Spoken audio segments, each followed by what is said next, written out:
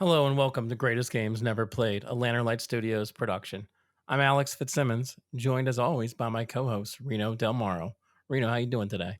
Oh, Alex, I'm doing great, man. Creaming my jeans in the man lair here. Sports are back, baby.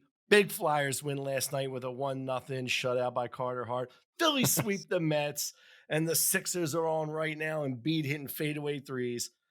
I'm in my zone. I mean, you creamed your jeans, so I don't know if is that your zone? Yeah. Creaming my jeans is awesome, man. All right.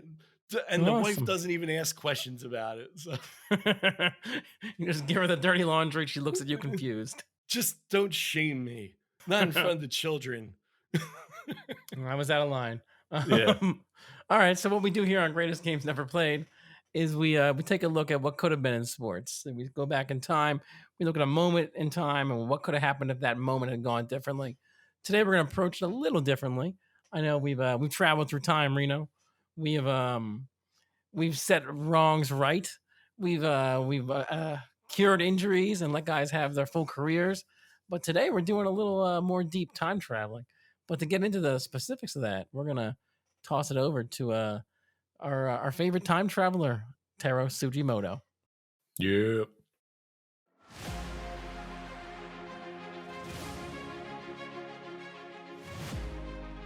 Throughout time, there are sports teams that rise to the top of their games and continue to live on as legends of greatness in sports history.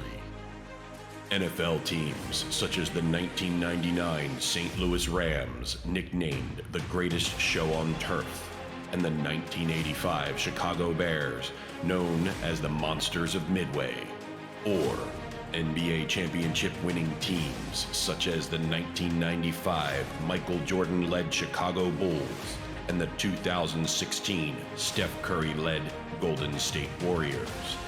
All of them champions and legends in their own right. But what if these teams, separated by space and time, were able to meet on their respective battlefields? Who would achieve ultimate victory to truly be the greatest of all time?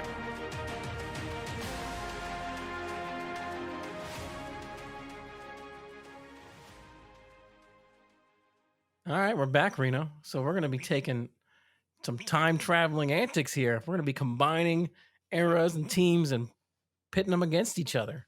You excited for this one? I know that. Oh, yeah, dude. It's Alex and Reno's Excellent Adventure. We're getting in the telephone booth. I don't even know if they exist anymore, at least not here. Maybe in England, those old red boots. Let's do it. Let's do it.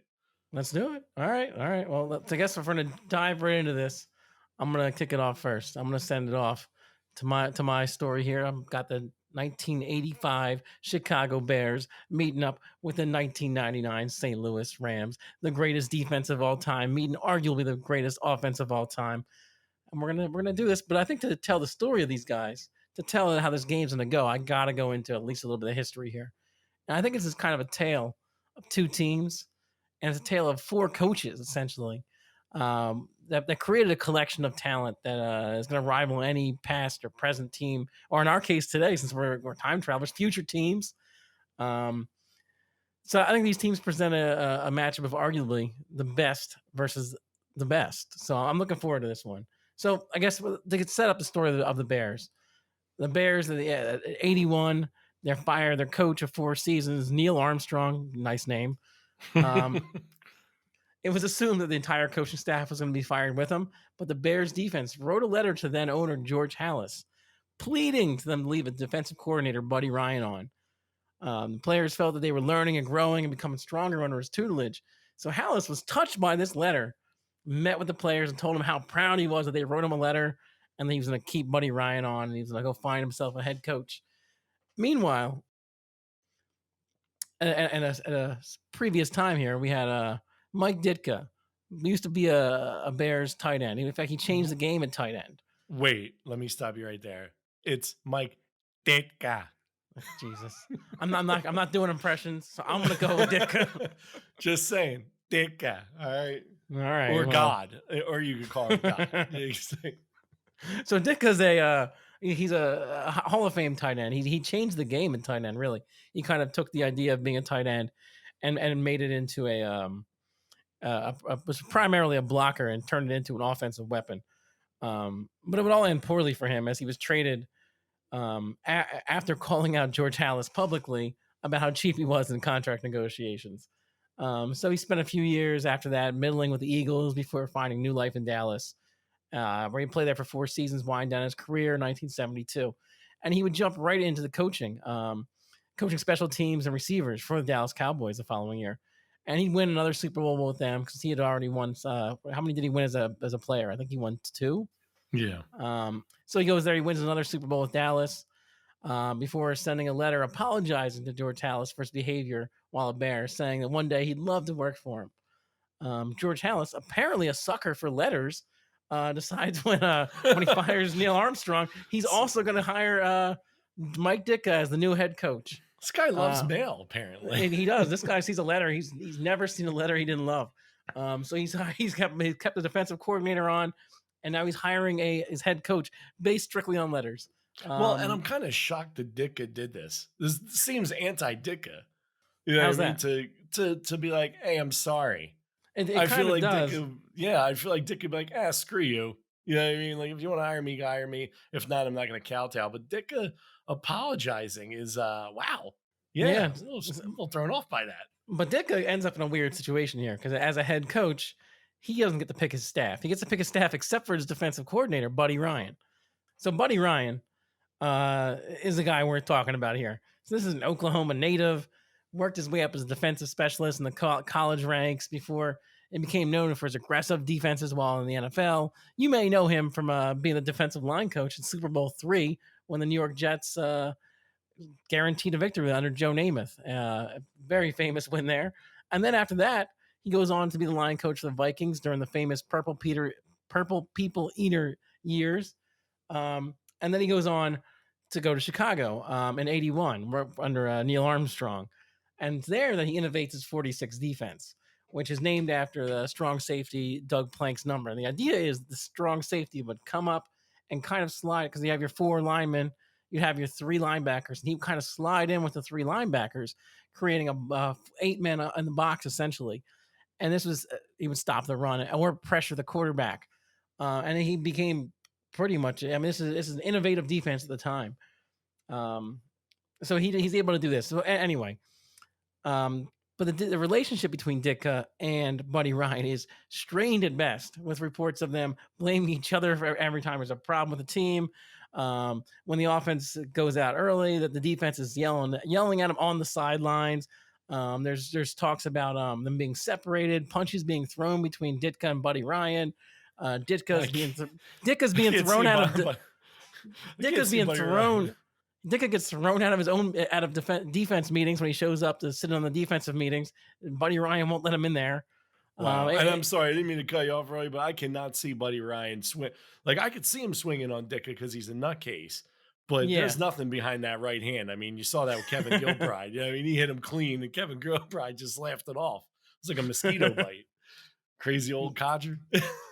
But these guys come together in 85, and they form the like we talked about before, the greatest defense of all time.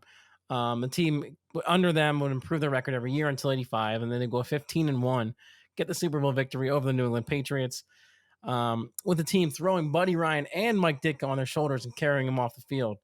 Mike Ditka wins Coach of the Year, will remain as the head coach until after a 5-11 record in 92. He's let go. Later goes on to become the New Orleans Saints coach in terrible fashion, where he would have 3 losing seasons and famously make the trade for Ricky Williams before being fired.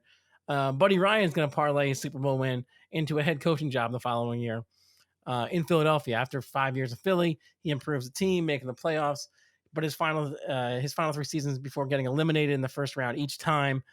And so he's let go. So he takes 2 years off, comes back as defensive coordinator for the Houston Oilers, who go 12-4 under the strength of their defense. And then he's hired as the Cardinals head coach, where he spends largely 2 forgettable years before he gets let go and he retires then. So that's the coaching staff right here. I kind of want to make sure everyone knows about Ditka and Buddy Ryan on the Bears here. And in a similar situation, we have a situation on the Rams that you have to know about the two coaches here. So you got Dick Vermeil, worked his way up the coaching tree, beginning as an assistant high school coach in his home state of California. He coaches high school, junior college, D1, and the NFL in a wide assortment of positions, special teams, offensive coordinator, QB coach, whatever he can get on as. In 75 at UCLA, the head coach, he leads his team to a Rose Bowl victory over the undefeated and number one ranked Ohio State, which is going to springboard him into his first NFL head coaching position. Again, Philadelphia Eagles. So there he improves his win record every year, leading to a Super Bowl loss in 1980 against the Raiders. He's going to coach the Eagles for 2 more years after that until retiring due to burnout. So this guy retires because he's just burnt out. He can't take it anymore. The stress of dealing with the media, of dealing with the team, and just it weighs on him. He carries too much on himself, is what it is. He doesn't share the responsibility of those coaching staff. He does everything himself. So after a 15-year hiatus, he feels the urge, comes back to coach the St. Louis Rams in 1997. After 2 poor years there, Vermeil adjusts his tough style and is willing to share the responsibility of his coaches and players, turning him into a beloved coach instead of a guy that everyone was scared of. In 99, the Rams go out there and they get a new starter, Trent Green. And at the same time, they bring in offensive coordinator Mike Martz, who came from Washington where he had mentored up Trent Green. So let me get into Mike Martz then. So Mike Martz plays tight end in college before coaching high school. He kicks around for 17 years on 7 different colleges at various levels of assistants and offensive coordinator positions. In 92, he's brought in on the Rams as a QB coach and then wide receiver coach, coaching up Isaac Bruce. But in 97, he leaves to become the Redskins QB coach where he works with Trent Green. So under Martz, we talked about the 46 defense with Buddy Ryan, but Martz is known for the Air Coryell, named after Dan Coryell, who was the head coach of the San Diego Chargers during the 70s and 80s. And he pioneered a vertical attack game. They would call it the Air Coryell. And it's similar to the West Coast. You hear about the passing, but the West Coast is more of a crossing routes. It's more short yard gains. The Air Coryell was vertical. It was a vertical attack going down the field, and it required really good receivers to even pull off because you had to be able to get the ball out to guys who were getting down the field fast.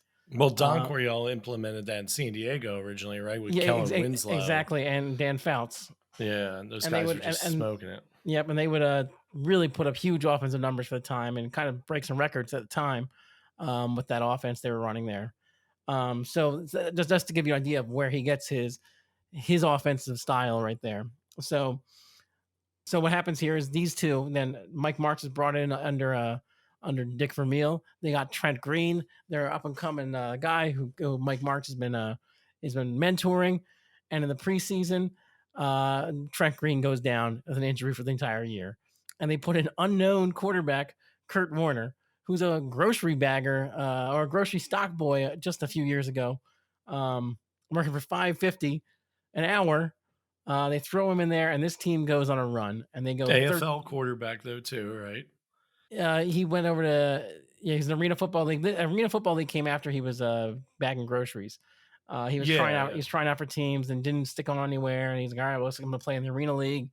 Ends up in NFL Europe, and then ends up as a backup here. And now all of a sudden, he's a starting quarterback for the St. Louis Rams, and they go 13-3, put up massive numbers under this in Mike Martz's first year as the offensive coordinator here, and they go all the way 13-3, go on, win the Super Bowl. Dick Vermeil retires at the end of that Super Bowl, then decides to hand the reins over to Mike Martz. Vermeil would later regret the decision and return a couple years later as the head coach of the Chiefs. He spends 5 years there building an offense around Priest Holmes, Trent Green, and Tony Gonzalez, and Dante Hall, and sees the team improve before retiring again after 5 years there. Mike Martz, meanwhile, as the head coach after Dick Vermeil retired, he's going to take them on one more Super Bowl run in 2001 before losing to the Patriots in the Super Bowl, Tom Brady's rookie year. The offense remained dynamic for a few years, but declined over time, and he was eventually let go after missing most of 2005 due to health issues. He would come back, spend some time as an offense coordinator for the Lions, Bears, and Niners over the next 4 years before stepping away from the NFL. So I just wanted to go over some of the coaches here we're talking about. We're talking about Dick Vermeil and Mike Martz versus Ditka and Buddy Ryan. Buddy Ryan running his 46 defense. Mike Martz running his Air Coryell, vertical attack offense here. So I just wanted to set that up, and before we take these two teams and find a way for them to meet each It's other. fire and ice, baby. It's It fire really and is. ice. So what I want to say here is, how are we going to do this? How do we put these two teams together? I got some kind of combination of Doc Brown and Marty McFly. I got meeting up with the Doctor Who meets up with Rick and Morty, and they come up with a plan. They're gonna put on the biggest show in the universe, in the deepest reaches of space, a floating space shuttle, glass domed arena, the capacity full of time travelers, aliens, and corporate sponsors. We're putting on the Time and Space Bowl. We have now captured the entire rosters of both of these teams. We're putting them out here. We're putting on a show. We got to see what happens when the greatest meets the greatest. No home team advantage, except for the indoor nature of the controlled environment here, possibly favoring the Rams as they work more comfortable indoors. Well, that's a good thing, though, about football. There should be no home team advantage in football. It's always at a neutral arena, right, for the Super Bowl. So can't get more neutral than in space. You took SpaceX, you got them all up there. You know what I mean? You got in the rocket, and you're up in the we use portals. We just portaled them in there. Oh, you portal. We time traveled back, got them all into one place, ported them all up into space, and I've flipped the coin. I've done the flip. The Bears are going to win, and they're going to defer. They're going to decide to kick the ball to the Rams to start the game. Right. So I got a situation here where I want to go over the first possession for both these teams here, just real quick, just to let you meet the players as well before I get into what happens in this game. So quarter one, kicker Kevin Butler kicks the ball deep. Wide receiver Tony Horn catches it at 10, runs up to 30. Tony Horn, he's a 5'9", second-year wide receiver from Clemson, was the main kick returner for the Rams. Taking 2 back in the year and another one in the playoffs. He was tied for the league lead. This guy was a dangerous kick returner. And I want to make sure I'm letting you know about where all these characters come from, who they are. So then we got first down. Kurt Warner takes a snap, hands off to Marshall Faulk. He is met at the line of scrimmage by Pro Bowl strong safety Dave Dewerson. Now, Dave Dewerson is the strong safety. He's the extra man stacking the box in the 46 defense. So this is a guy who's going to make a big difference in every game that the Chicago Bears play. Dewerson was a 4-time Pro Bowler in 1987, NFL Man of the Year. Yet he's also a cautionary tale to the dangers of football. He actually killed himself in 2001 at the age of 50. Shot himself in the chest to let his brain be studied. And a similar kind of thing with Junior Seau they found. From CTE. A lot of CTE, yeah. That was probably played a role in his his life there, or his death, really. So I'm gonna keep moving here. I don't want to get stuck on a downer there. Kurt Warner, first down. Second down. Kurt Warner takes a snap, falls back as the receivers streak down the field. He holds the ball a little too long, and who slips in? Left defensive end Dan Hampton, and hits Kurt Warner as he releases the ball, causing the ball to go off course and land incomplete.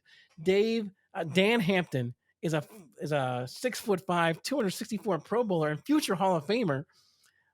This 28-year-old in his 7th year, he lines up opposite the Rams right tackle Fred Miller, a 6'7", 320-pound 4th-year tackle there. So the interesting about Hampton here, again, a Pro Bowler, a future Hall of Famer. This guy's super dangerous. This guy would end up having 10 knee surgeries during his career, 5 on each knee. That's insane. And kept coming back for more. In case you haven't got the hint here, football is dangerous. So this shit is not good for you. His knees must look like clay. Yeah. So we're at third down. Warner in the shotgun. He's given a little bit extra time by his left tackle, Orlando Pace, buying time, holding off Hall of Famer Richard Dent on the other side. Oh, yeah. Falk helps out in the blocking game, allowing Torrey Holt to break his coverage for a gain of 20 yards on the pass. So the wideouts for the Rams are looking to exploit the man coverage with their straight ahead speed. I think this is where we get into how this could have been an interesting matchup, because stacking the line like that is going to make you open to a team like the Rams that regularly run 3 or 4 wide receivers out there. Whereas right now, you only have one safety back in coverage with the two cornerbacks. You got Mike Richardson and Leslie Frazier. Interestingly enough, Leslie Frazier right there gets to be a head coach later. So these guys could be exposed if Warner can get the time to get the ball off. So then we're back to first down here. Warner finds Pro Bowler and Hall of Famer Marshall Faulk out of the backfield for a short passing gain of 4 yards. Marshall Faulk was newly acquired that year from the Indianapolis Colts. Is a 26-year-old running back. Ends his career 5th all-time in scrimmage yards, a 7-time Pro Bowler, a 2000 MVP, a 3-time first-team All-Star, a 3-time Offensive Player of the Year. This guy changes the way running backs play the game as far as receiving the ball. Marshall Faulk was a game changer in this way. If you're a receiver now, you should be able to catch the ball. And it's really kind of laid out by Marshall Faulk here, who kind of changed the game with that. Not the other guys didn't do it, but he took it to the next level. So second down here, the Rams run 4 wide receivers out to counter the 46. This causes Mike Singletary to order safety Dave Dewerson back into coverage. Falk rolls out for a pass, but fourth wide receiver Ricky Prohl comes across the middle and catching a pass for 5 yards before being blown up by Mike Singletary. Mike Singletary, Samurai Mike, the 27-year-old Pro Bowler and future Hall of Famer.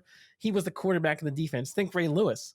He would adjust Buddy Ryan's defense with audibles. He was a 10-time Pro Bowler, 8-time first-team All-Star, 2-time NFL Defensive Player of the Year, including in 1985, the team that we're dealing with right here. Mike Singletary is the best defensive player on this team. Undoubtedly. He's a special linebacker. They don't, again, like Ray Lewis is made in his mold. Third down and 1. The Bears stack the line and prepare for the push.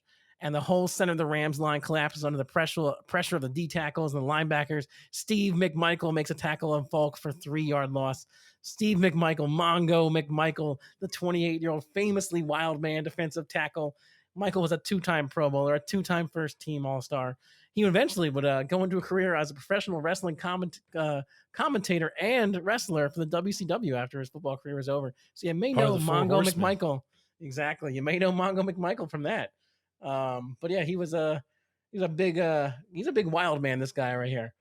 But so we get to 4th down and 4. Rick Tutton, the Rams punter, gets the ball off from the middle of the field. It's fielded at 10 by rookie wide receiver Keith Ortego. He was the punt return man for the Bears. Brings it back to the 20 before being stopped. So interestingly enough here, 34-year-old Rick Tutton was injured in 99 and did not play in the Super Bowl. The Rams brought in 40-year-old Mike Horan to play, but since we got these teams their full health, I'm not bringing some half-assed injured team that came off their Super Bowl win. I'm bringing the healthy team here, so I've got the healthy punter here in play. So they kicked it off to the Bears, right? Jim McMahon takes the snap. Under center, hands the ball to Pro Bowl and future Hall of Famer, 31-year-old Sweetness Walter Payton, who stutter steps, waits for the hole, sprints through for 6 yards. Payton, arguably the greatest running back of all time. When he retired, he was the all-time leader in rushing yards, touchdowns, carries, yards from scrimmage, most receptions from a non-receiver. Sadly, he would die at the age of 45 from a liver disease and would have the Man of the Year named after him. So you're familiar with the Walter Payton Man of the Year award that we here talked about. It is named after this guy right here, Walter Sweetness Payton. So 2nd down and 4. Jim McMahon drops back looking for a receiver. Pro Bowl and future Hall of Famer left tackle Jimbo Colvert bullies defensive end Grant Wistrom on the Rams and buys time for McMahon to scramble over to the left for 5 more yards before taking a huge hit from the quarterback Todd Light. The 4th-year quarterback from BYU was a perfect complement to this tough as nails cast of characters in the Bears. Famously aloof, he went to his first Bears public function drinking a beer. This guy didn't care. He was, really, this guy's kind of hilarious if we're honest about it. He was he's a strange dude with the his sunglasses, the headband, doesn't really seem to care about anything kind of attitude. He would charge headfirst into piles. He was physical. A little known fact here: the sunglasses are a medical requirement. He had stabbed himself in the eye with a fork when he was a child, and he's very light sensitive. So that's why you still see him wearing the sunglasses. So at their own 31, McMahon hands the ball to Payton again, and the legendary Peyton scurries for 4 more up the middle, this time dragging 5'10" undersized middle linebacker London Fletcher along before going down. All right, so I would say this: despite the Bears being known for their defense, this is also the number one ranked run offense in the league that year in 1985. They had the most attempts, the most yards, the most touchdowns. Interestingly enough, the same kind of goes for the Rams. You know them for their offense. This team had the number one ranked run defense. They had first in attempt and in stopping attempts. They were first in giving up the fewest yards and the fewest touchdowns to run. So an underrated run defense, but also they would put up so many points the teams would not be running that much on them either. So that kind of helps. That kind of helps the case. I think that whole year they were like the 4th ranked defense or 4th points against. So pretty substantially good team that you don't realize on defense. And they didn't even have Aeneas Williams yet, and that was probably that's true. They best corner from those years. Yeah, no, they seemed like their best corner really at this time was probably Todd Light. They had Todd Light and Dexter McLean, so I think Todd Light's probably a better one there. Yeah. So second and 6 here, the Bears do it again, running the ball directly at the heart of the Rams defense. This time giving it to their fullback, Matt Suhey, for 3 yards for a gang tackle of defensive tackles and linebackers stop his progress. He gets 3, though. So 3rd and 3. The Bears set up at their own 38. Pound the ball up the middle again with Peyton on 3rd and 3, challenging the Rams defensive tackles, DeMarco Farr and Ray Agnew, to make the stop.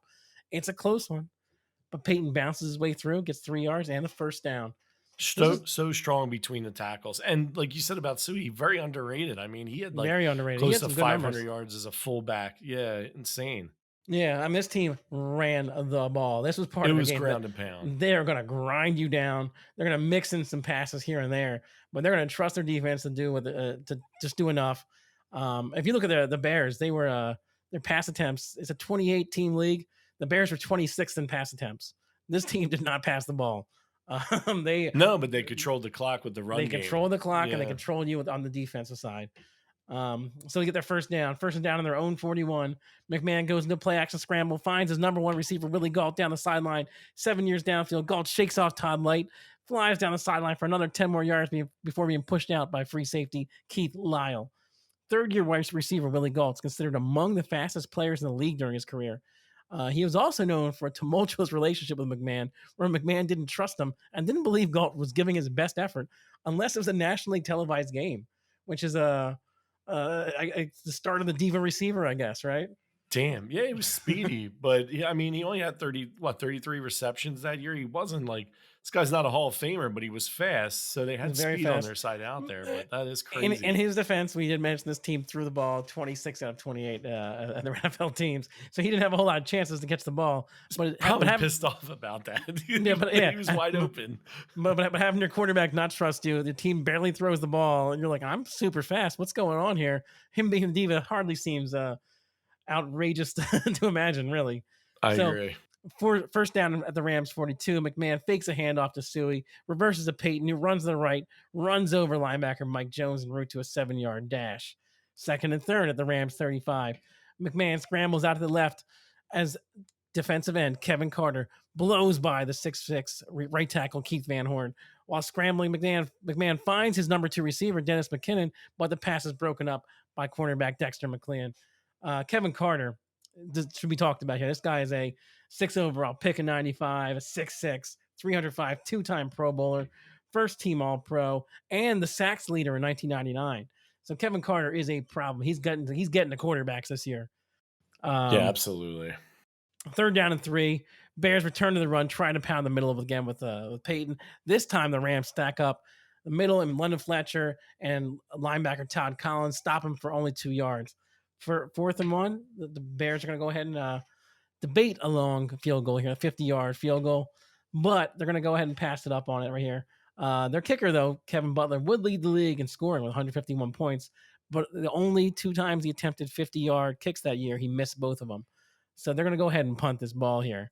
Maury Buford punts the ball towards the sideline, and it's let go by rookie punt receiver Zahir Hakim. The ball goes out the 6, pinning the Rams in deep. I just want to throw a quick mention to Oz Hakim. He's the 3rd receiver in this system, but this guy was a dangerous punt returner at the time. As a rookie here, this guy was fast. I think he returned, how many touchdowns did he return that year? Was it 1? Yeah, they had Just one kick return, right? just one. I think he had one punt return. He wasn't the main kick returner, But I think but he he averaged like he had like 20, like 26 yards or something per, like, which is pretty insane. Like even by today's standards, like in returns, something like that. He had some nice numbers. no, he did. He did. He was averaging punt But here's the returns. question: you had them down to 35 and they punt because they don't want to go for a 50-yard field goal. How much time of possession would you say they took off in that? Well, we're looking at they got the ball at 12 minutes. It's about 8 minutes now. So that was about a 4 minute drive right there that the Okay. Bears just did. It wasn't very much. They got one, two, three, four first downs out of it, but So they we're were all looking at a for short defensive gains. stand right now between these two teams. So Very I wanted to defensive. introduce you to these guys right here, and just kind of real quick. I'm gonna throw out some of the mentions of some of the guys, but I'm gonna try and move it along a little faster here, so I don't take up the whole time here, because I know you got a little feature you got to get to also. So 8 minutes left in the first quarter here. The Rams are back in their own six. Backup undrafted rookie running back Justin Watson runs straight up the middle for a short gain of 2 before being met by fellow rookie defensive tackle William Perry. William Perry on the Bears as a rookie. William the Refrigerator Perry. He became a Chicago folk hero in this rookie season. He was selected by Ditka, number 22 overall. But because Ditka selected him, Buddy Ryan hated him. Buddy Ryan hated, like he would just call him a wasted draft pick. So Ryan wouldn't even play him. Initially, Ryan's not playing him, so Ditka starts putting him in as like a trick play guy. He takes this massive man, a 335-pound man, starts using him as a fullback in goal line situations. He rushes him for two touchdowns throughout the year, and has him catch another touchdown. Um, and he's had him fake a couple. He uses then starts using him as a decoy at the goal line as well. There was even a play where it looks like he's going to go ahead and throw for a touchdown, but thinks better of it and just kind of goes down. But This guy was a massive man, though. He was like a grizzly in human form. You know what I mean? Huge man. he was huge, huge. But again, as a rookie, this guy is kind of thrust into a strange situation. Is really kind of used as a pawn in the battle between Ditka and Buddy Ryan, in that sense that you have Ditka putting him in on the offense, which is creating some resentment with the offensive players, and it's creating some resentment among the defensive players. And eventually, Buddy Ryan has to go ahead and start putting this guy in there. He's too big to not be using him as a defensive tackle. It's crazy. You would never think that so much hate and resentment will lead to a 15-1 season, a dominant postseason performance, and a championship game where they blew out the Patriots. Like you would think that the inner fighting right there would just collapse the entire team. I mean, you Mm-hmm. always see that almost like across the Yeah. board. Like, No, so it's kind of insane. It worked. and it's a stark contrast to what's going on the Rams side, where you have Dick Vermeil, just a beloved guy, just telling Mike Martz how much he loves him every time he sees him and how much he trusts him. And meanwhile, you have these two guys plotting each other and using players as pawns against each other. It is a stark contrast. The coaching staffs here. Sure, Buddy Ryan put a fish in Dick's car. You know what I mean? The old. I have give me no the- doubt he did. So second down, 8 on their own 8. Warner would find Falk on a swing route, and he'd break down field for 19 before being drugged down by cornerback Leslie Frazier. So Leslie Frazier's interesting too, because we all know he ends up as the head coach of the Minnesota Vikings years down the line, right? But another interesting fact here, we talked about the dangers of football. This guy ends his career with a knee injury in this 1985 Super Bowl. In the second quarter, he would go down on a punt play, and he would never And that play was the again. end of his playing days. And the end of his career, yeah. So Leslie Frazier wins the Super Bowl with a career-ending injury. So right now we're looking at about 6 minutes and 30 seconds left. St. Louis, I'm sorry. 6 minutes, 30 seconds left in the quarter.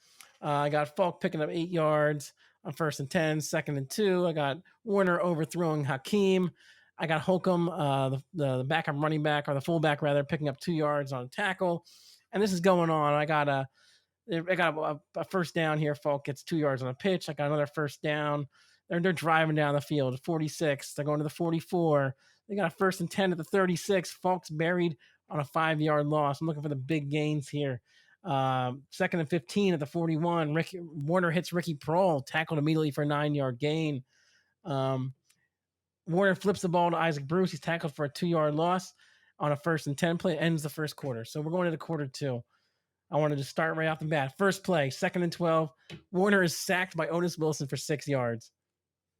So 3rd and 18, 4th and 15 on the 27. Warner hits Bruce downfield, who catches the ball, walks into the end zone. Wow. St. Louis just put up the first points on the game here. Extra point is good. They're kicking off at 14-15 left in the second quarter to the Chicago Bears. Struck first. They struck first. So we got Chicago Bears, 14:08 left. 3 and out. They go 3 and out. Suey rushes. Peyton picks up 1. McMahon overthrows. They're out. They're punting the ball again. St. Louis then starting over again at their own 44. Warner throws to Bruce. Can't hold on the ball. So I see the pattern here, though. Not to cut you off. I see the pattern here a little bit. It's basically Chicago's become one-dimensional. Chicago has become one-dimensional. Yeah, they're one-dimensional. I mean, the good secondary of the Rams doesn't have to worry about their wide receivers. They're stacking the box. They're going after sweetness. And now exactly. And meanwhile, at the same time, the Bears aren't adjusting to what the Rams are doing on offense here. The Rams are throwing the ball and they're stacking the run. This 46 defense is not adjusting well to a 3 and 4 receiver sets. Yeah, they're dinking and dunking, and then they're going over the top with a big play when they got them right where they want it. And then you got Marshall Faulk that's just changed the game here, because now you're looking at a guy who's going to catch you out of the backfield like nobody else before him. And then you'd see running backs later on like Brian Westbrook. So, yeah, this is a pretty good dynamic. I see where you're going with that. Continue, my friend. 12:52. Holcomb, the fullback, picks his way, gets 20 yards, moves that up to the 36. Warner completes a pass to Holt. On a 2nd and 12 here, 11-yard gain, 3rd and 1. Warner completes a pass to Bruce, who holds the ball and runs for a 20-yard gain. 1st and goal, 7-yard line. Warner tosses the ball at the Holt, who holds on the ball, comes down for a 6-yard gain. 2nd and goal at the 1. Warner's pass in the end zone is batted down, incomplete. 3rd and goal. Warner tosses the ball out to Holcomb, tackled for a loss of 1 yard. They are stuffed. They settle for the field goal. Jeff Wilkins is going to go ahead and kick that 19-yard field goal. We're going to walk out of there up 10 points. 9 minutes left. Goes back to Chicago. Suey goes 2 yards. Peyton goes 2 yards. McMahon passes to McKinnon, who falls forward for 13 and gets the first down. Peyton goes for 1. Gentry for 2. The 3rd and 11. McMahon overthrows McKinnon. The pass is incomplete. Chicago's punting again from their own 18 this time. St. Louis at 6 minutes left in the quarter. Warner screen pass. Falk comes down. Falk makes a move, speeds down the field, 33-yard play. They're now on the 26 already. Falk picks up 5 yards on a draw play. Watson gains 16 yards up the middle. And here we are, 1st and goal on the 5. Falk comes down with a pass in the end zone. St. Louis is up 17-0 after the extra point. 4 minutes left in the first half. St. Louis is up 17-0. Yeah, and that's probably the game right there in real life. So Chicago gets the ball right here. They get their ball back. 4 minutes left. Suey picks it up for 2 yards on a draw play. McMahon hits Peyton, gets a few steps, gets a 9-yard gain. 1st and 10. Moving now at the 45. McMahon throws the ball. Intercepted by Todd Light. This is bad. Todd Light returns the ball to the Chicago 47. So St. Louis back with the ball in the offensive end of their field. Falk gaining 1 yard on a sweep. 9 yards up the middle then. 2-minute warning. We got St. Louis calling timeout. We got Holt making a catch. Eventually we get this ends here in a field goal with 1:22 left. We're up 17-0. St. Louis kicks the ball off Chicago. They're gonna go. So McMahon gets sacked by Kevin Carter on the first play. They're trying to move from their own 30. McMahon hits Galt, bust out a 37-yard gain here. 54 seconds left. Call another timeout. McMahon's going to pass it out to Suey, incomplete. McMahon's going to pass a short pass to Peyton, tackled immediately for 7-yard gain. Chicago calls the timeout again. They're at the 28 right here, setting up a 45-yard field goal attempt. Butler misses. The attempt is no good. He misses the 45-yard attempt as time winds down to the halftime. 17-0 St. Louis Rams over the Chicago Bears. I'm looking at some halftime stats here. I just want to go over them real quick. Kurt Warner, 17 for 22, 183, 2 touchdowns. Wow. Jim McMahon, meanwhile, 5 for 10, 83 yards and an interception. Bench. Marshall Falk, 9 rushes for 14 yards. So he's not getting a lot on the ground, but 5 catches for 67 and a touch. Walter Payton back in the game. Yeah. Walter Payton, meanwhile, 9 rushes, 28 yards, 1 catch, 7 yards. Isaac Bruce, 4 catches for 46 and a touch. And some defensive stats here. Todd Light with an interception, Kevin Carter with a sack. Meanwhile, in Chicago, only Otis Wilson has made a difference so far. Otis Wilson getting the sack. So we go into halftime. We got who's a halftime performer here? Who's our good spacey halftime reporter? Music. Ooh, halftime music. I got Figrin Dan and the Modal Nodes from Star Wars coming in and performing at halftime. They're playing their hits, the Cantina song. I thought you would have the chick from the Fifth Element. I hadn't considered that. It's a good one. I should have gone that way, but I'm going the Modal Nodes. They're dropping their hit that everyone knows, the doot doot doot doot doot doot doot song. So we come back from half. Chicago's going to have to adjust. They can't just stack the run. They're going to have to go into a little more coverage. They're going to have to blitz strategically. The Rams are going to have to just keep doing what they're doing. The Rams are rolling. So the Rams are kicking off here. Willie Gold catches the ball, moves it up to the zone 30. I got Suey busting off for a 36-yard gain on this drive right here.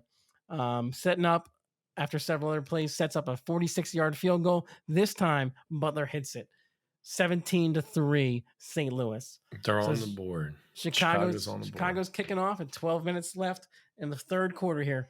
First play, Warner's sacked by Richard Dent. Richard Dent, 6'5", 4-time Pro Bowler, Hall of Famer on the defense for Chicago, 4-time first-team All-Star. He's also the Super Bowl MVP in 1985 and would lead the league in sacks with 17 for the Bears that year as well. So both teams have the league leader in sack on end, both with 17. In 1999, you had Kevin Carter. In 85, you had Richard Dent for Chicago. So Falk carries, but it's tackled for 3 yards. Here we got Holcomb, 28 yards on a pitch right. The ball is stripped by cornerback Mike Richardson. St. Louis, Holcomb recovers his own fumble though at the 49 here, at the 21. I'm sorry. So they're in the offensive zone here at the 21. Falk carries, tackled for no gain. Warner's long pass is out of the end zone to Holt, incomplete. Warner overthrows Hakeem at the end zone again, this time from the 16. I got Warner getting sacked by Otis Wilson for Otis Wilson's second sack on 2nd and 10 at the 16, forcing him back to 3rd and 16 at the 22. Warner tries to throw a long pass again, just out of reach of Hakeem this time. And they have to settle for another field goal. Wilkins nails a 39-yard field goal. 20-3 is our score. 5:59 left in the third quarter. Kicking off to Chicago. Chicago picks up a couple run plays. McMahon finds Galt, makes a long pass, 26 yards, setting him up at the 35, 1st and 10. Peyton pounds ahead for 3 more. Then McMahon gets sacked by Kevin Carter. Kevin Carter's going to get there. You knew he was going to get there eventually. So that sets up he was a beast that year. A 3rd and 14.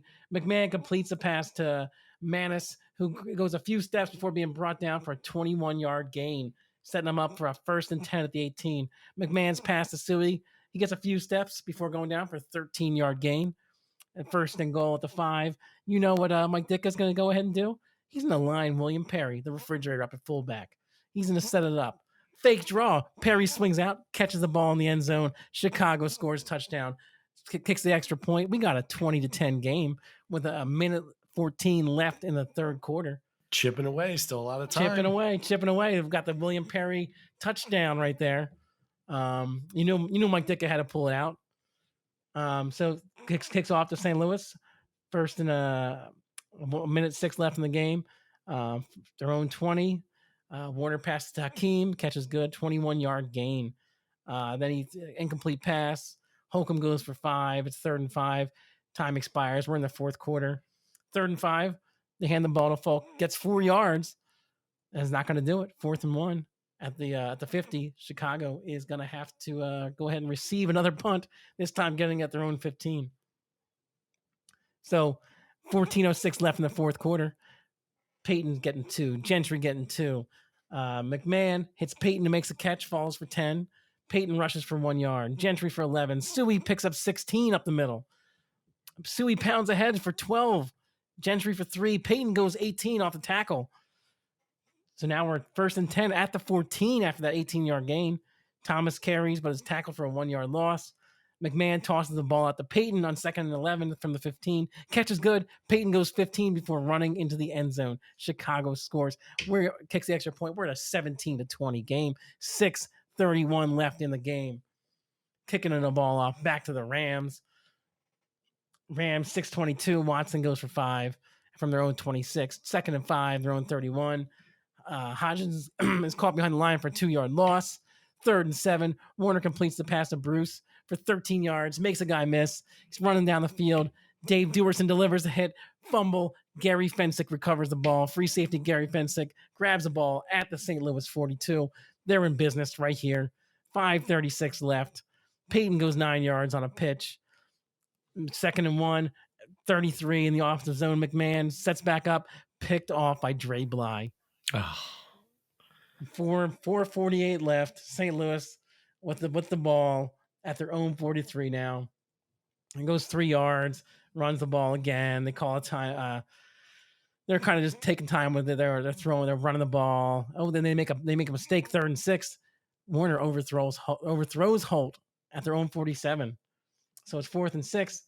Mike Martz isn't gonna back down here. He's calling the play on 4th and 6 at their own 47. He's not gonna let it fly. Warner completes the pass to Holt, who makes a catch, runs out of bounds for 10 yards. So it's a mistake to run out of bounds, but Warner's he gets the 1st down. So now they're in business again at the 43. So 3 more possessions now.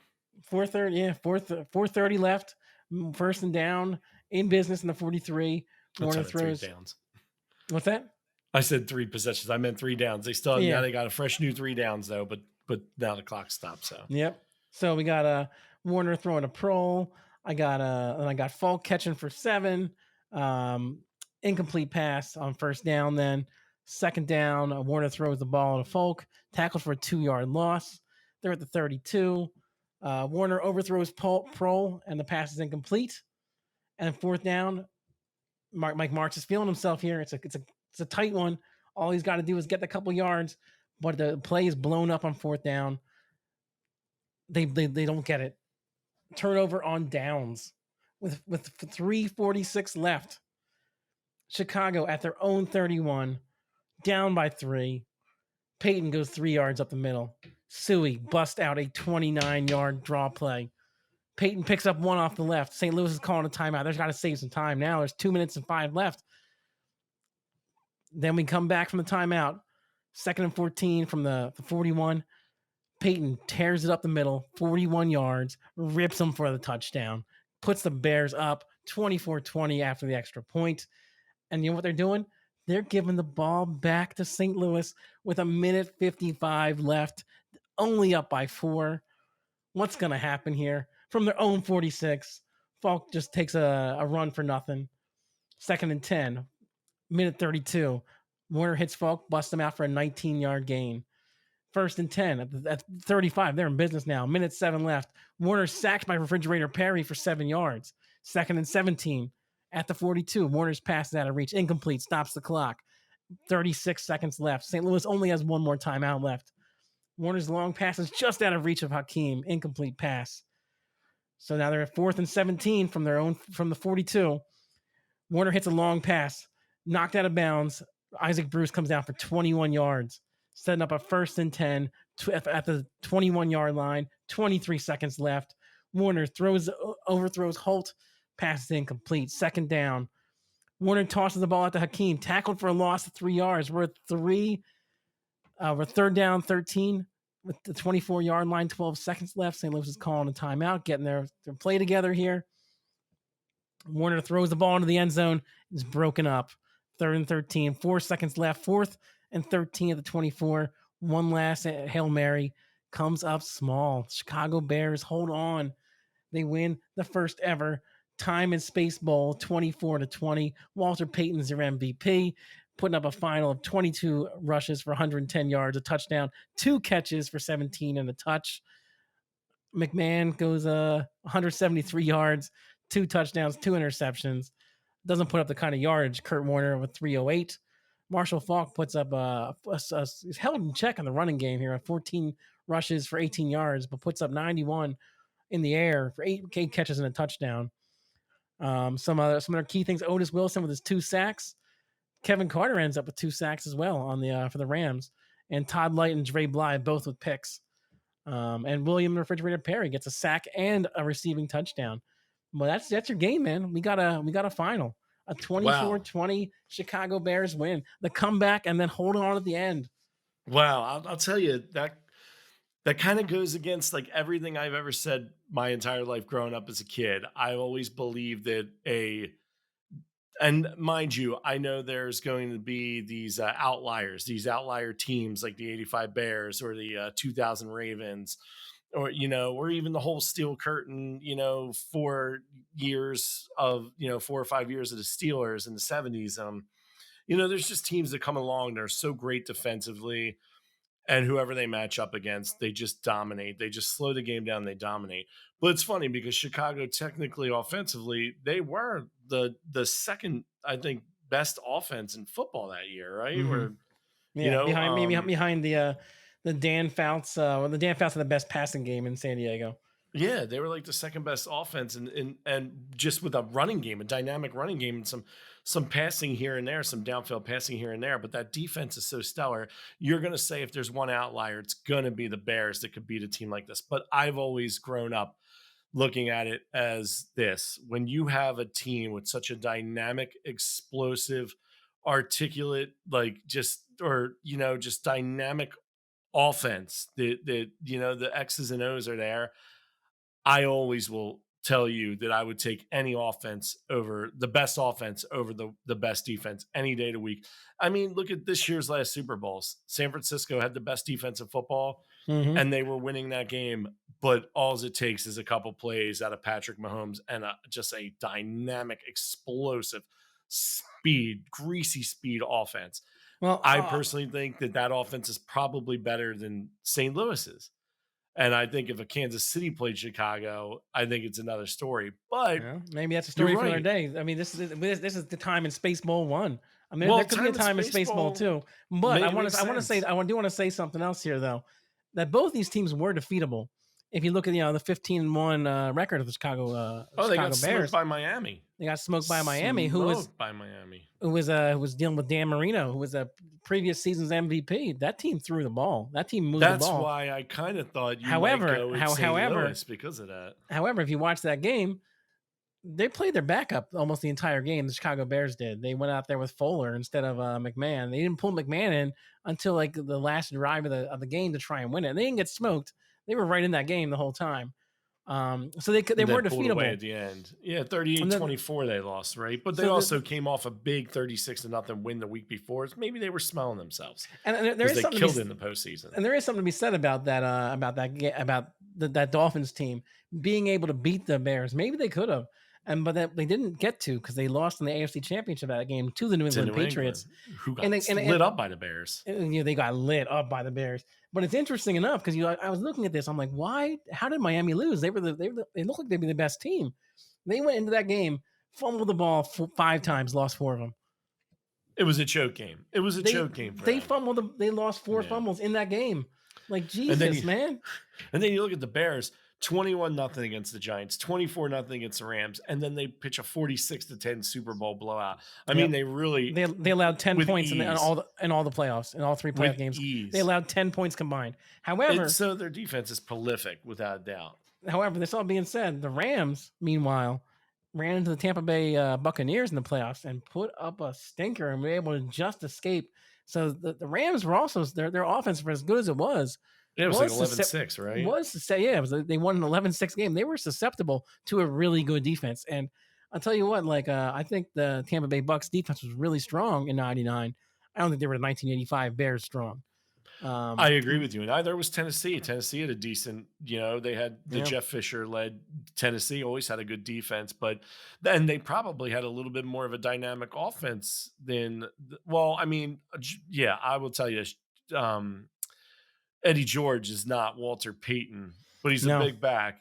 Kevin Dyson was probably their best wide receiver. I'm trying to think who else, another wide receiver on that team. But they did have a better quarterback in McNair. And I mean, yep. Tennessee was in that game all the way, and they held them to 23 points. I could see it. If any team that the Bears are going to beat, I could see it, because I think as dynamic as St. Louis's offense was at times, they were susceptible to good defenses. Where Yep. No, maybe both teams were fallible, and we saw it today. We saw both teams come out, put some points up, give some points up, but ultimately, the difference was Marshall Faulk didn't put up the ground game that Walter Payton was able to. He ran into that 46 defense. That ground game was going to get shut down. It had to go passing. They became one dimensional, and they were able to shut them down in the second half, essentially. So, absolutely. so I'm going to All kick it right. over to you. I know you've got a feature bout as well. My feature is not going to go through the portal. I'm not taking SpaceX. I'm not. I'm gonna leave the space bowl to your special game, because in the game of basketball, we got home court advantage, baby, and that's the way Oh it is. All shit! right. Maybe we could play a little special game like the Duck and King versus my man Wesley Snipes and Billy Hoyle and Sydney. I forget his last name, but Sydney Jones. No, not Jones, but anyway, they could play at Rutgers. They could play in Venice or Rutgers. But now I'm going to have home field advantage in this, because I'm going to take the game that I think a lot of people have been talking about over the last few years, because everybody wants to know how they would fare. I think you've seen some of these games out there, some fantasy book and some people in bars talking about it. I'm going to take the 95-96 Chicago Bulls, led by the greatest of all time, and I'm going to pit them against that 2016, 2017 Golden State Warriors team, led by Steph Curry, and adding KD along with the likes of Clay, of course, being there, and Draymond Green. So it's going to be the 95-96 Bulls, the Golden State Warriors of 17. Let's look how they finished those years. Both of them champions, of course, but Bulls went 72-10. They finished first in the Central. They win the title. They were number one in points. They had 105.2 points per game. They were the third best defense in all basketball, allowing only 92.9 points per game. They also were they went through and killed it in the playoffs pretty much within 18 games. They won the championship. They that year they only went the best of 5 in the first round. So they beat the Miami Heat 3-0. They then went on to beat the Knicks 4-1 after suffering a surprise loss out of the gates to the Knicks. And then they swept the Penny Hardaway, Shaquille O'Neal Orlando Magic, on to meeting Detlef Schrempf, Gary Payton, and Sean Kemp, Seattle Supersonics, who had a really good defense and played them tough. One of the best. But yeah, they did. They gave them the best competition, but it was a 4-2 win in the end. The starting five for that Bulls team: point guard, 32-year-old Ron Harper, who was a really prolific player in the Clippers, and I want to get back to him because he was averaging about 20 to 22 a year points per game before he came in the Bulls, and kind of took a back seat, and was a less offensive player, more was an assist and defensive guy. Of course, it's shooting guard MJ, small forward Scottie Pippen, power forward the Worm Dennis Rodman, and at center Luke Longley. And Luke Longley, 7'2", Australian Luke Longley, big body, good feet for a big guy. And then coming off the bench, you got your sixth man of the year, the Croatian sensation, Tony Kukoc. You got Steve Kerr, who was a high percentage three-point shooter, 7-footer Bill Wennington, and Judd Bushler, who was another 40, he was like a 36% three-point shooter. He had a 49% from the field, but he was basically a guy like, their 10th man on that team. And he was called Mr. Fundamental, funny enough, Judd Bushler. So you got that team. And then if you go to Golden State by the numbers, they finished, funny, the year before they broke the Bulls record and went 73-9. but they lost to LeBron James and the Cavs. Of course, LeBron, Kevin Love, and Kyrie had a comeback. They were down 3-1. Draymond, of course, had the famous he got ejected, pulled some shenanigans, kicked a guy in the nuts, and got kicked out of the game. And that started the comeback. And LeBron and Kyrie and Kevin Love came back and won that series in 7 the year before. Well, this time, Clay, Steph Curry, and Draymond, they're going to add a friend. His name's Kevin Durant. You might have heard of him. He's probably going to end his career as a top 25 player and a surefire Hall of Famer. So this year they go 67 and 15, finish first. They were first in points with 115.9 per game. And they were about the 11th or 12th best defense, but they allowed almost 105 points per game. So they were winning a lot of shootouts, but they were beating teams by, almost a 15-point average. They win the championship in 17 games. They sweep the Trailblazers in a 4-0 sweep. They then sweep the Utah Jazz 4-0. They go on to sweep the Spurs, who were without Kawhi Leonard, 4-0. And then they beat Cleveland in 5. So LeBron did get one on them, but they lost one game in the whole playoffs. One game, dude. One game. Well, And the Bulls end up losing 3, but remember the series was shorter in the first, so it ended up becoming 18 games to their 7 games, which is insane. So they smoked them. Starting point guard Steph Curry, starting shooting guard Klay Thompson, small forward Draymond Green, your power forward or stretch forward Kevin Durant, and then the center was Zaza Pachulia that year. Their 6th man was Andre Iguodala, who 2 years prior, when they won their first championship, was the MVP of the series. It should have gone to LeBron in a losing effort, kind of like, what's it called? Our with the Flyers winning, the Conn Smythe when they lost Hextall. yeah, Really, it doesn't happen often. Yeah, this should have been LeBron getting it. I mean, LeBron was doing everything, and they give it to Andre Iguodala because he hit a couple shots, which was probably his best offensive series ever. But they were a little deeper on their bench, and they brought more. The bench actually increased over the years since '96, so they went from having maybe 15 players on their team to 17. In the playoffs, the Bulls only took 12. The Golden State Warriors took 14. So they had Iguodala, they had Sean Livingston, Ian Clark, David West, Matt Barnes, and JaVale McGee. None of these guys are Hall of Famers, and none of these guys actually put up a ton of points. But what they did is they played little roles throughout, and they kept the team fresh, and they got some key shots here and there. So I'll give it to them that they were deeper. So that's a mark right there. But what I'm going to look at though is who's going to defend who? Where are the matchups coming from? You know what I mean? So I'm gonna look at this. Michael could have probably defended at least 3 spots there. It makes sense for him probably defend Steph Curry because he's, overall he's the point guard. There's the matchup we want right there. That's the matchup we all want. But you know what? I think Michael's going to want to get a little touch on KD. I think Michael's going to end up defending Klay Thompson ultimately. Really?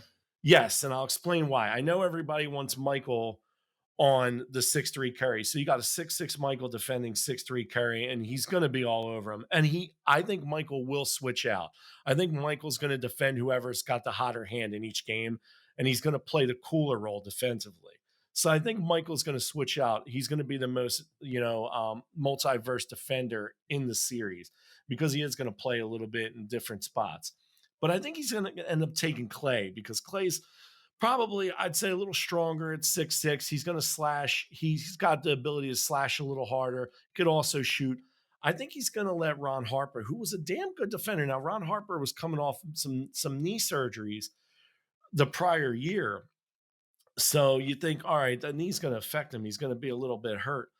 But Ron Harper was still a good defender in his own right, really good. And I think the 6'6" Ron Harper is going to give Curry, he's going to be the weakest link. He's probably going to give Curry the most leeway, but they're going to force Curry to beat him because Jordan's going to take Klay, right? And Pippen, of course, is going to take KD on the perimeter. And Pippen is one of the best defenders of all time in NBA history. And sure, KD's not going to be without getting some, but I think Pippen's going to really stunt him a little bit in the series. I think he's going to hold him down a little bit. He's definitely going to slow KD down, and KD was a huge factor in that series where they beat the Cavs in 2016 2017.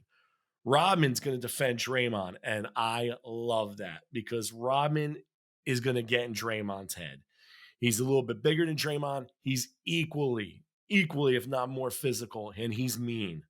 And Oh dude, yeah. he's also a shit talker extraordinaire, and he doesn't get frazzled like Draymond. He's going to get in Draymond's head, and then Luke Longley is going to defend Zaza Pachulia, right?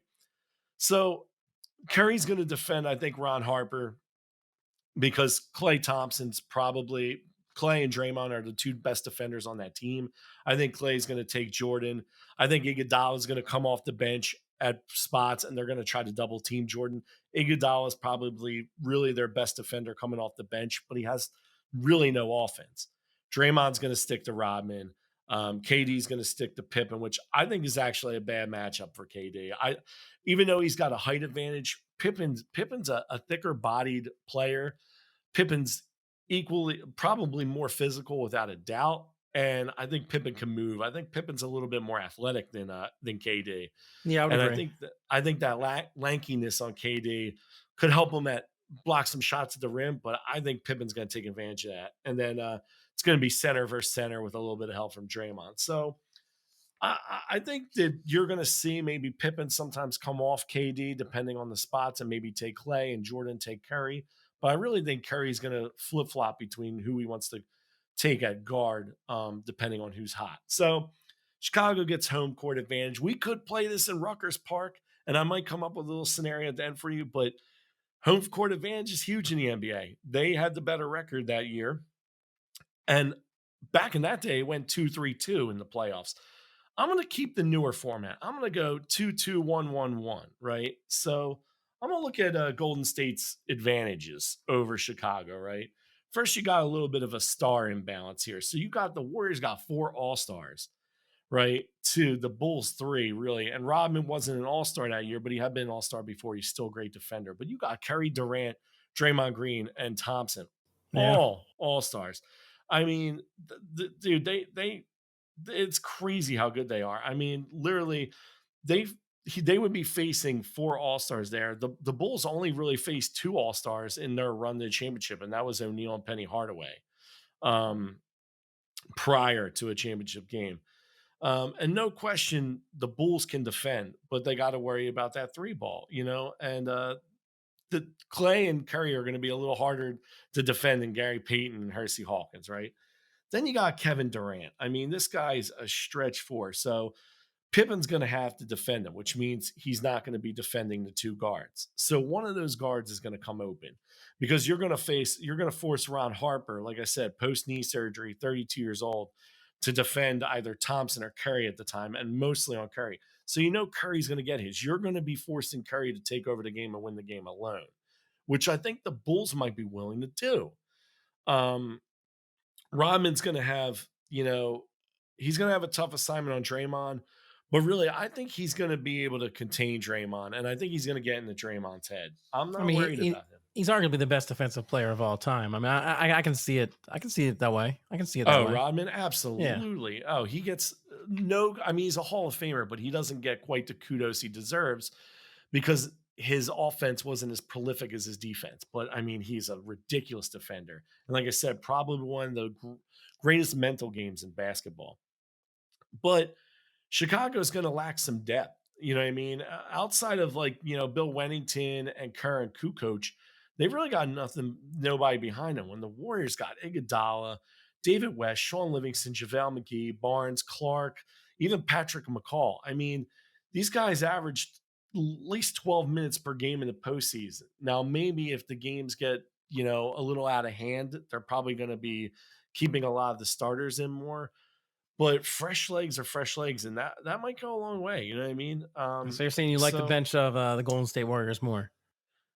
I do, except for one thing. I would take Kerr and Kukoc over any of the other 6 guys because they could shoot the 3 lights out. I mean, Kukoc, again, 6'11", Euro. He was one of the first, guys of his size, a power forward that was a stretch 4. And I mean, obviously, he's not going to be able to defend, so he's going to be a liability defending the perimeter and defending inside against KD, defending Draymond, and he's definitely not going to defend any of the smaller, quicker guards outside. So you're going to probably limit his time in the game, but still, if he gets anywhere between 11 to 14 minutes, he could put up anywhere between 10 and 15. He was prolific offensively, and Mhm. then Kerr, he was shooting 32.1 behind the arc, right? That season. And he was actually, um, I think Durant actually shot a team best 44.2% from the field, and he was still shooting high 30s. It would be those guys, you would need those guys to come in and get you spot threes, especially against this Golden State team. So right now, that's the advantage of Golden State is they've got three guys who could really shoot the rock, and then you got Jordan who could shoot anywhere. I mean, and is obviously he's the like I said before, the outlier. So let's look at their advantages. Obviously, they won their games by a 12.3 points per game margin compared to the 15 points per game margin that Golden State was leading by and winning by. But they also had three Hall of Famers on that team. Jordan was the MVP that year. Phil Jackson was coach of the year. Tony Kukoc was sixth man of the year. I mean, Rodman led in rebounds. Pippen obviously does everything on the court. I mean, they only went on 2 game losing streak. They had an 18-game winning streak at one point. Now, to benefit Golden State here too, they had their largest losing streak was 3, and they had a 14-game winning streak. But the Bulls definitely are. You're talking about the greatest player of all time, along with another top 25 greatest player of all time in NBA, and then another Hall of Famer in Rodman. And again, KD and Steph Curry might both end up on that top 25 list, at least the top 50. KD's probably going top 25. Clay and Draymond may end up as Hall of Famers as well. But I don't know if they're ever going to come close to the Scottie Pippen and Michael Jordan, that combo. But what you got is the advantages for them. Steve Kerr was shooting lights out. I mean, they had some long range shooters. Kukoc and Kerr. Kukoc was a nightmare matchup. Like I said, he had size. He could hit shots from the outside. He's a little bit taller than KD. I mean, so he's a stretch forward could hit. I think he's going to give some guys like Iguodala and Livingston problems on the outside shooting the three. They're going to have trouble defending him. And even though the Splash Brothers are considered some of the best long range shooters in NBA, Kerr actually owns the all-time three-point shooting mark at a .454. Steph Curry had a 43.5% shooting percentage, which puts him sixth all-time, and Klay Thompson had .419. It puts him at 14th all right. But then you got the Dennis Rodman factor. I mean, this guy antagonized everybody he ever went against. I mean, dude, he put Karl Malone, he pissed off Karl Malone. He ruined Sean Kemp's day. Alonzo Mourning struggled with him. Shaquille O'Neal struggled with him. I mean, he ruined Sean Kemp's day. He ruined Sean Kemp's whole series. Yeah, right. Imagine what he's going to do to the mental case that Draymond Green is. Oh, Draymond is definitely kicking him in the nuts, and Draymond is getting tossed in this series, no doubt. Draymond, as good as he is, and he could shoot a little bit from the outside, I think Rodman is going to give him the most fits, and I think that could be the difference. Now you're knocking your 4 All-Stars down to 3. So who's the number 1 seed? So, the Bulls. Okay. Yeah, the Bulls get home court in this because they had this. They actually had the better records. So I'm taking the better records of it too, right? And then you just got to think about Jordan. I mean, there's a reason why he's the greatest of all time. I mean, this guy, it's not just because he was prolific, his offense was prolific. I mean, he was all around the best player in basketball. He had a shutdown defense. He's brilliant offensively. He could shoot from anywhere. He could defend anyone at any time on the court, maybe for the exception of the 5, and he could defend most 5s too, probably without doubt. And you're putting him on Curry and Clay. Now they're going to struggle. He's going to force turnovers. He's going to force bad passes. He's going to force those guys to take, awkward shots from the outside that they did hit. So they're going to get some of theirs, but I mean, he's really going to put a hand in their face. They're going to take bad shots, and then he's going to force them to slash in the middle where they're going to crash on them, and they're going to try to turn the ball over with a bad pass to the outside. And then you got Scottie Pippen that's going to slow down Durant. And I think, as prolific as Durant is, like I said, he's going to get his numbers, but he's not going to get the numbers that he would get normally without Pippen defending him. I mean, Pippen's definitely going to slow him down. I've got another question then. Yeah. So we're going back. We're going to the first two in Chicago. The first two in Chicago were in 1997 Chicago, right? Yeah. So we're 1995, 96 Chicago. So when we're traveling between the series switches, we're traveling distance and time. Are we going forward to 2000? We're gonna go backwards and forwards. We're gonna get you in the United Center. We're traveling across the country and 2 decades, and we're going back and forth here. Oh yes, because this is where we're gonna get crazy. Because in the United Center, you're gonna get a more aggressive physical style. These guys are gonna be able to hand check without like the impunity that you would get today. And that's the thing. The Bulls were known for really winning. I want it. Give it to me. Tell me what happens. Let's get to game one. I'm ready for this. Let's go. All right, you want to get right into the game? We got it. All right, so like I said, that hand checking is going to become big, and I'll get into that a little later. But I got game one though, right in the United Center. Golden State stunner, 101-96. What? Golden State takes them out because you know what? They don't realize that Jordan's going to have to switch off at times. Ron Harper gets a little overwhelmed defensively. They don't make the switch early enough.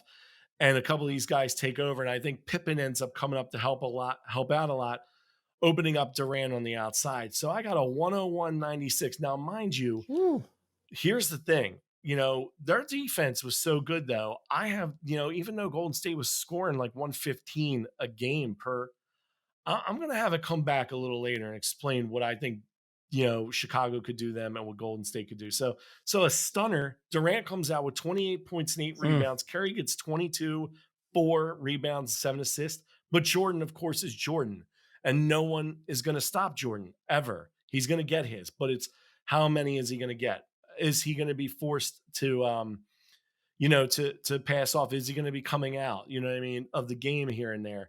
And I think that they kind of lax their game because they think they're bigger than Golden State.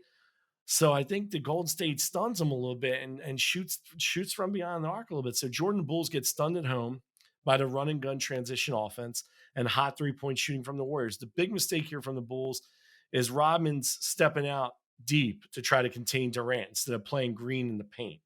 So younger Rodman would have been game, but Durant's length and ability to shoot from deep hurt this matchup for the Bulls. This misstep ends up leading to the Warriors out-rebounding the Bulls with Draymond and pulling ahead with second-chance shots, right? So, damn, they stunned the Bulls in the United Center, right? But the Bulls rarely, ever, only one time that season lost back-to-back games. And they're not going to do it in this series. The Bulls come back and they strike back hard to tie the series up. 109-99. They keep that prolific offense under 100 while putting up some boards. And Jordan is Jordan, and he does Jordan things. Jordan goes off for 43 points, 8 rebounds, 8 assists, and 4 steals in game 2. He just mauls Curry and Clay. He's just taking the ball at will. Pippen's going to add another 24 points, 9 rebounds, and 3 steals. Curry slowed down to 19 points and 6 assists. Durant really slowed down because now Pippen's on him deep. Rodman's going to stay on Green. Durant, 12 points, 7 rebounds. Bulls get their defensive pairing right. They got Scottie handle KD duties. Jordan shuts down Clay so far in the series, limiting him to 10 points and 14 points in the first 2 contests. Harper uses the size and physicality to force Curry into tough contested threes, forcing the slash into Rodman and Longley where he's not getting easy looks. Rodman just out-rebounds Green, controls him in the low post. Tensions flare between these two.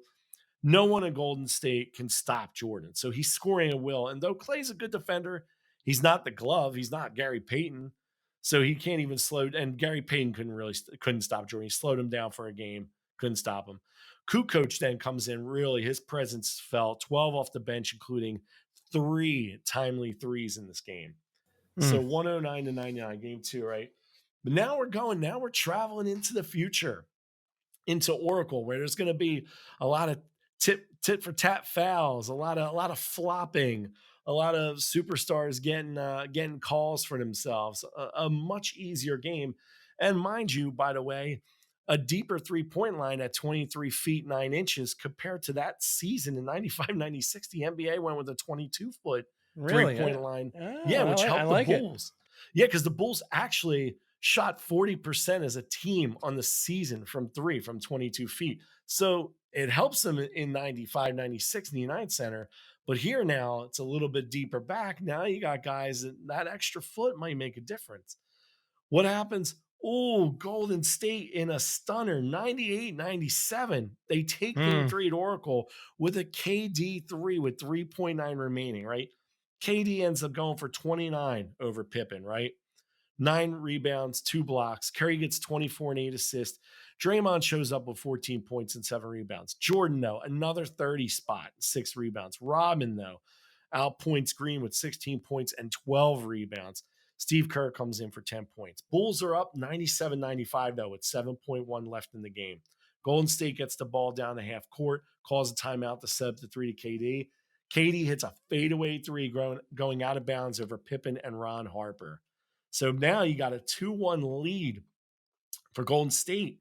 And now game 4, but you know the Bulls. They're not gonna go down 3-1. No way. 107-102. They tied up. They tied up in Golden State, right? And Jordan goes for 39, 8 rebounds, 9 assists. Kukoc, really big game for him coming off the bench. He's probably playing 18 minutes, 22 points in 18 minutes. Longley gets 15 points. People are showing up. Mind you, in this series, Iguodala is mostly a defensive distraction. He's a decoy to try to slow down Jordan. He can't.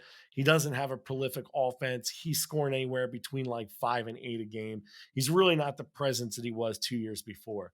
Durant, though, has 26 and 7. Curry gets 30 points. Curry really takes advantage of Ron Harper in this game. Jordan's got to come in and kind of slow him down. But the Bulls are following their in-season style. They're not losing back-to-back games in a physical affair. They get physical and they hand check Curry and Thompson a little bit, and they get away with it on the, and on the perimeter. They're going to force some bad passes. They tie it up. Game 5, though, right?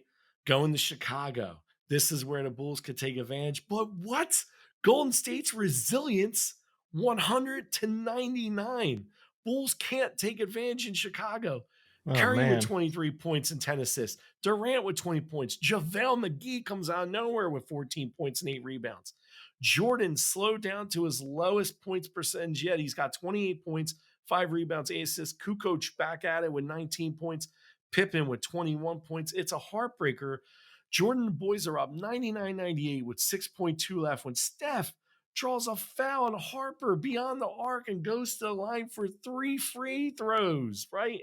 And under the pressure, Steph drops all 3 to stun Chicago.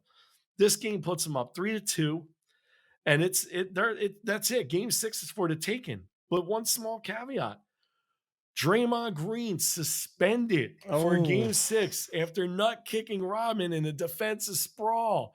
Rodman gets in his ear, tells him he's going to fuck his mother. Boom. Words get bypassed and nut kicks, Rochambeau hardcore. You know what I mean? Is that what Rodman tells him? Rodman just he doesn't tell him like, hey, I look better in a dress than your mom does or something like that. No, that would have worked good. I'm going to fuck your mother in drag. Boom. Really, Draymond just can't take it. Yeah, you double down. You double down. Oh, yeah. Fisticuffs on the floor. But they're up 3-2, but now they have no Draymond at home. So they're back in Oracle. It's three superstars versus 3 superstars. No Draymond, though, right? Game 6 for it all. But what happens? Jordan saves his best performance when it counts. 112-95. Jordan goes off 53 points, 9 rebounds, 6 assists. Very reminiscent of old young Jordan against the Celtics and the Pistons, where he just went off, but he didn't have the guys around him. Now he does. He goes off for 53. He takes over. He's got to send a message. 53, 9 rebounds, 6 assists. Pippen gets 26 points. Kerr comes in with 14 points. Curry's got 26 points for Golden State. KD's got 24. Clay's got 18. So it's a nice mix of the three big stars, but they just cannot match Jordan.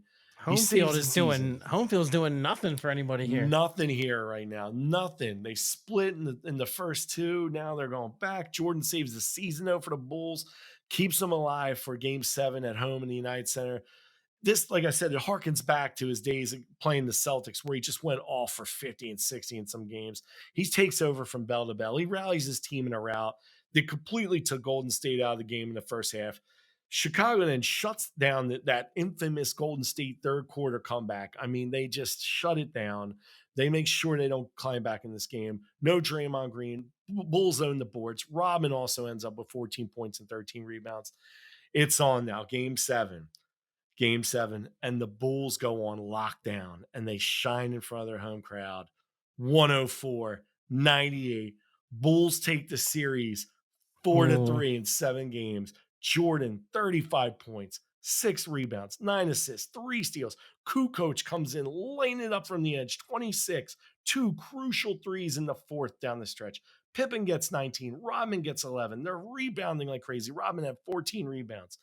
KD gets 27, Curry gets 22, Clay 11, Draymond Green 12, but it's not enough. Look, my assessment here for the Bulls winning is solely based on a few factors. So first and foremost, they played a game in 95-96. I believe the more physical style play, the hand checking, the paint physicality, and the mental game edge all go to the Bulls. Yeah, all go to Jordan and the Bulls. Hard to argue that. Yeah. I mean, Jordan and Rodman alone were mental giants, and they're going to get in their head. Also, a closer three-point line in the 95-96 season helps the Bulls shoot a higher percentage from beyond the arc. So if the Bulls got to up their three-point factor to get in this game, I think they can, because Jordan just could hit. He could hit any shot when he needs to. The Bulls are also comprised of 3 to 4 of the best defenders that ever played a game. And then you got the Hall of Fame factor. You literally got the greatest player of all times, number 1, the greatest all-around player to ever played a game, another top 25 player in Pippen, a Hall of Famer in Rodman. I mean, I just think that in the end, their experience and the will to win is just too much. But I will say this. If the game is solely played in 2016, 2017 in modern times, I think Golden State might have come out the victor. So even though I had the Bulls winning, I think if they played in a neutral site one game, we'll say Rutgers Park, right? I think the Bulls win. But I would tell you that the NBA hand checking rules are a little confusing, right? And to cover a broad array on the court, like, put it to you this way. Before a perimeter defender could bump the opponent, impede his movement off the ball, pin his forearm against him to slow him down, jab his arms and hands while he drove to the hoop, right? After 2004, 2005, those behaviors became like illegal. You know what I mean? Like, the perimeter became a much more peaceful place. Small ball began to flourish. This is when the 3-point shot and small ball really came into, in that post hand checking era. And I think that's where, like, the less physical game, the increased technical fouls, the taunting, the feather-like fouls all factor in here, as well as a longer 3-point arc range that helps deeper shooters in Curry, Clay, and Durant. So I think that they end up probably winning, because, I mean, that postseason, Jordan was the only member of Chicago to shoot above 33% from the arc. Kerr shot 32.1, Harper shot 31.9, right? But, Curry and Thompson combined for 113 triples, and they shot for 40.6 from beyond the arc in their postseason. And I think if it were played, like I said, in the new age, Golden State might win it. But I think in the end, if they're playing street ball, if I'm in your space stadium, if I'm in Rutgers Park up past the ozone layer, I'm saying physicality and a top 3 defense lowers Golden State's points per game output by 10. So that's putting them in line with the Bulls 105.2 per game. And when you add in the factor that Golden State won't be able to bottle up Jordan, contain Pippen, or out rebound Rodman, I think that jumps Chicago up by 5 points, which gives the Bulls like a 110.2 points per game average to Golden State's now 105.9. So I see the Bulls bottling up 3 out of the 4 stars on any given night. KD will have his moments, but he's not taking over any games. He's staying below 30 points a night. Whoever has the hotter hand out, Curry and Clay, will be defended by Jordan, and Draymond will be locked up mentally and physically by Rodman. They're gonna eliminate 3 out of the 4 stars and really allow only one guy to shine and take over each game, basically forcing a one-man show to win. I think the Bulls will play press D on the perimeter. They're going to force bad passes, bad shots, and turnovers with their physicality. They'll force Golden State to slow down in the half court by wearing them out and channel the slashing guards right into Rodman or Longley, creating block shot opportunities or bad turnovers in a what's going to be a physical paint. So even though Golden State beat LeBron in 2016-2017 season, they never faced an iron will competitor and the greatest of all time, the likes of Jordan, who also, again, has a top 25 player in Pippen next to him, a Hall of Famer like Rodman, the low post to rebound and clean up tip-ins, a 7'2" center Longley with decent footwork, and 35% plus, three-point shooters coming off the bench in the Croat Association. You know what I mean? Like, and Kukoc and Kerr. I just think that I think the Bulls will win. I do. I really do. I think they'll let one guy try to take them, but no one's going to stop Jordan. And I like it. Yeah. I like it, man. I like it. It's a good story there. I think you kind of went the way I expected it to go. I figured the Bulls will pull this out. The Bulls, the greatest team of all time. Really are, and it's hard because you look at that Golden State team and you're like, man, like dude, they're real good. They're real good. They are, and KD will own the outside, and Steph or Clay will get those. But I think they're gonna bottle up a couple key factors there, and that's all they need to do. They just need to bring them down to that pace. And I think when you put them on even level defensively, Jordan is he's the factor. He's the biggest factor, period. And he's the greatest. It's hard to pick against them. Yeah, no, I mean the Warriors do have that great backcourt though. There's no doubt about that. Oh, absolutely. Absolutely. But no one defended those guys. I mean, look at LeBron. I mean, the year that they lost to him, Kevin Love's no Rodman. You know what I mean? Kevin Love played probably one of the poorest, championship series out of those 3 stars on that team. It was really LeBron and Kyrie Irving. So I do have one question. Who's coaching the Golden State Warriors? Well, it's going to be the clone of Steve Kerr. I got to make it the clone of Steve Kerr. If not, then I guess I would make it Luke Walton, which definitely gives him a disadvantage. Yeah, I mean their coach defected and went and joined the other team. Yeah, essentially Kerr's going to be like Marty McFly seeing the younger Marty McFly from Back to the Future too. There's something to be said that old Steve Kerr would know how to stop young Steve Kerr. He could definitely coach up the Warriors to stop him. Oh yeah, and Steve Kerr's got inside knowledge on the Bulls. He does. There is something that old coach Steve Kerr could be the X factor in the matchup. I agree with that. I completely agree with that. But you know what? For all intents and purposes for this story, Steve Kerr's memory of that '96 Bull team has been wiped because they never quite existed until this game. So there you go. But he would learn from the Zen master. He would know that triangle. He would know how to defend it. But in the end, Jordan's indefensible. Yeah. I think the other guys can be defended. I don't think anyone can defend Jordan. I don't think anyone ever has defended Jordan. So he's the outlier. So in our first time traveling adventure, we got the Chicago Bulls beating the Golden State Warriors. We got the Chicago Bears beating the St. Louis Rams. Chicago came out looking good today. Chicago came out looking real good today.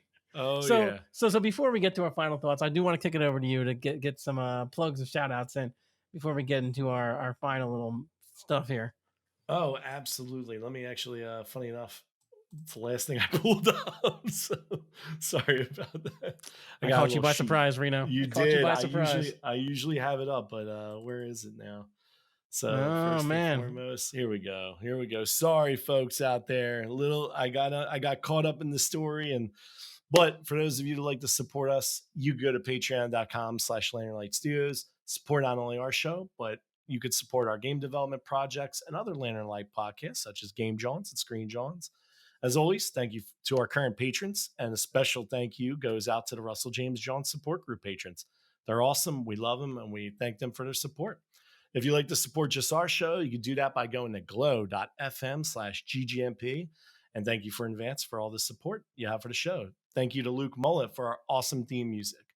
Thank you to Lantern Light Studios themselves for allowing us to do this podcast. Alex and I are loving doing this, and we're loving bringing this show to you guys every week. Also like to thank Anthony Zacola, our producer, the man, the myth, the legend, not only behind Taro, but behind like our show news and notes and ideas. He's the man. Love to thank our audio engineer, Maria Libanovic, who's been killing it. She's going to kill us for another 135. Getting longer, Maria. Sorry about that. We apologize. You're the best. Hope you liked your birthday card. You can reach Alex and myself. Real simple. Go to allmylinks.com/GGMP. Once again, allmylinks.com/GGMP. You can find everything, every way to find the show and listen. You can find Lantern Light Studios. You can find our Twitters, our Instagrams, our Facebooks, everything. Get a hold of us. Let us know how we're doing, what we could do better, what you love. Give us some ideas. So please do that. You can also visit lanternlightstudios.com for more information about our show and the other awesome podcast, Game Johns, with Mitch, Jack, and Riley. But I think Mitch is actually leaving now. So it'll be with Michael now, Michael, Jack, and Riley, and Screen Johns with Savannah and Maria. We love these shows and highly recommend you check them out. They're awesome. Those guys are the best. If you like our podcast, please, if you enjoyed this episode and all the other episodes we had, we kindly ask you, leave us a 5-star rating and a really good review. It's going to go a long way to improve the show, to get us out there, to more people, and to give you guys great content. So thank you very much. Nice. Thank you, Reno. Great read. Great read. So I guess for final thoughts, I'd just like to hit you up and see if you got anything you wanted to, anything you forgot to tell, any story about those teams, anything important that you think people should know that you left out so far. Well, I was a little too young for the Bears, but you always hear stories of that prolific defense. But I did watch that Greatest Show on Turf team, and man, they were unbelievable. They were very dynamic. So with football, it's hard to say that they couldn't beat the Bears, but if any defense was going to beat any prolific offense, I think that's it. As for the basketball teams, I grew up watching the Bulls of that era. I grew up watching Michael Jordan. I've been growing older and boomering it out to the Golden State Warriors. They're both really fantastic teams, and they both dominated in their own right. Oh, God, it was actually really hard to pick them, and I don't want to seem like a childhood kind of like, oh, Jordan, I love Jordan. I seem like a Jordan homer in a way because I do love Jordan. I want to give Golden State their due, but in the end, the greatest players overcome, and I just think that's it. The it factor of Jordan is just a little bit to win a 7-game series. All right, I like it. So I guess the stuff I want to just real quick go over with the Chicago Bears and the Rams here is just talking about some of the greats here. Is like when you look at the Rams, that team had 4 Hall of Famers on offense.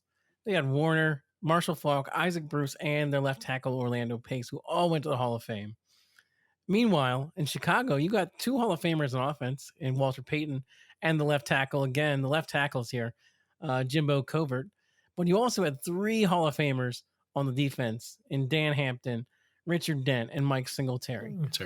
And another interesting thing about the Chicago Bears defense is they produced 4 NFL head coaches. They had Mike Singletary, who went on to become the 49ers head coach. We mentioned Leslie Frazier, who went on to become the Vikings. They also had depth linebacker Ron Rivera, went on to coach Carolina and now the Washington Football Club. And on the injured reserve all year, defensive backs Jeff Fisher was there too on the Chicago Bears team, future coach of Tennessee and the Rams. So that defense, that Buddy Ryan tree right there. And then Buddy went on to be a head coach himself. Yeah, Buddy did like that. Yeah, there was a lot of future coaches from the defense there. And one more interesting thing I thought about this team, you know about the Super Bowl shuffle. This team recorded a rap dance video in week 13. In week 13, they hadn't won the Super Bowl yet. They're recording Super Bowl shuffles the week after they lost to the Miami Dolphins too. Yeah. So their one loss, like time to record that music video now, where we talk about the Super Bowl, which was a bold move. Also, another interesting thing is when the Bears did win, their victory was kind of overshadowed. The Challenger explosion was 2 days later, which the country went into mourning after that, and really kind of took the party out of out of their parade, out of their whole victory. Really, Yeah, teacher. the- What was her name? Christy. I'm forgetting her last name. Christy. She was a teacher that died on the yeah, Challenger, right? yep, Incredibly and sad. yeah, and this ended up they canceled their White House visit because the whole nation's in mourning. No one wanted to celebrate a football game, so they ended up not getting their due really for enjoying what they did. Though 2011, Barack Obama, a Bears fan, in a homer move, invites them back to the White House. They got their moment in 2011, which is a really cool story. I thought. I mean, obviously, some of the guys weren't there. They had lost, Walter Payton, of course, and Dewerson, but that was a classy move to bring them back, to finally give them their due and get their visit to the White House. Yeah, And absolutely. and that's really all I've got here. If you don't have anything else, I'm gonna call it a wrap here, Reno. Let's wrap it up. All right. That's my air guitar.